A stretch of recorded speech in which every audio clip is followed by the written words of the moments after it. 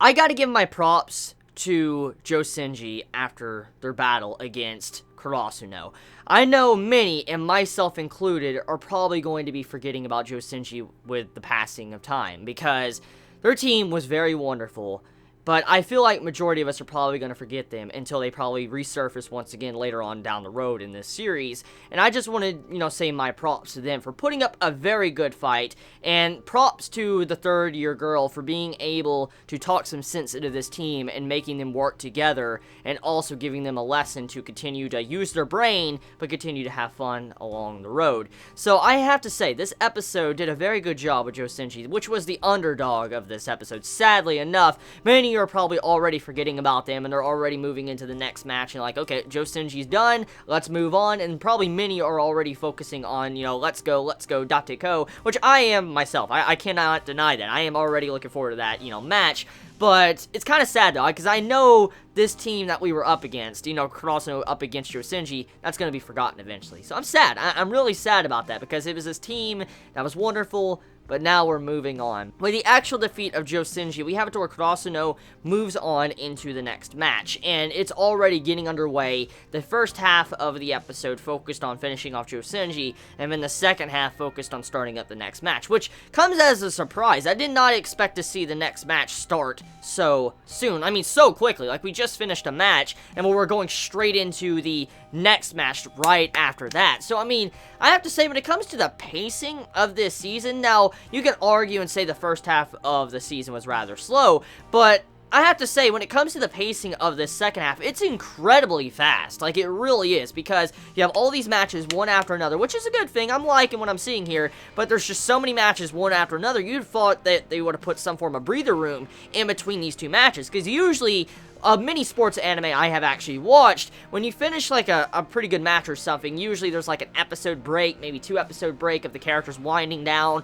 having conversation, trying to train or do something to improve themselves, and then we go into the next match. And I'm kind of surprised to see how we did not do that after the match we just got with Josenji. We're going straight into another match. I think the name is Wakunan or something. I can't, remember the exact school name. It starts with a W, though, but we're going up against that team, and we have it to where it's going to be a really rough battle, because this team, they think with their noggin, they have a very high intelligence to where they can figure out the situation, keep their cool, and figure out how they can combat against tactics like, the extreme monster quick that Hinata and Kageyama can do. And so, with this is actually a very good test, because this is where the real training is going to probably start popping up now, because with the training that Kurasuno had to go through throughout the first half of Season 2, and a little bit towards, majority of Season 1, actually, we're finally getting to see what they have accomplished and what they have overcame in this long journey they have done.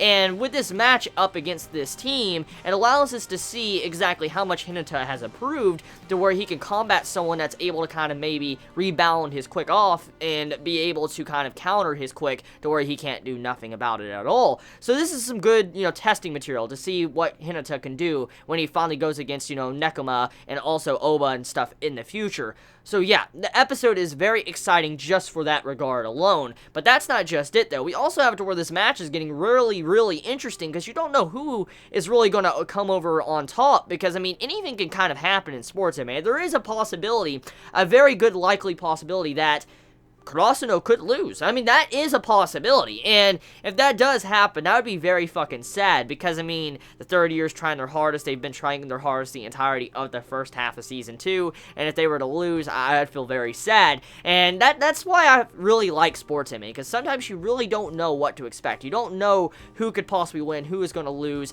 and I feel like that's what really brings the joy to these matches, because it feels like such an equal ground. Some matches, they feel a little bit unbalanced, like the team is superior to the other team, a little bit like how Josenji's match was, but with this team, you don't really know, which anything can happen, and that leads into the perfect segue of Daichi. Daichi, I know many of you are probably already asking, why have I not already discussed this, since it's one of the main key points of the episode because of that fucking conclusion.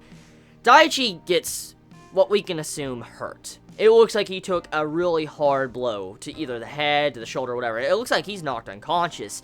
And this is very bad, because the presence of this episode or the atmosphere that it gives off, is actually not good for the ending conclusion of Kurasuno, because let's take this into consideration, which leads into the point I just said.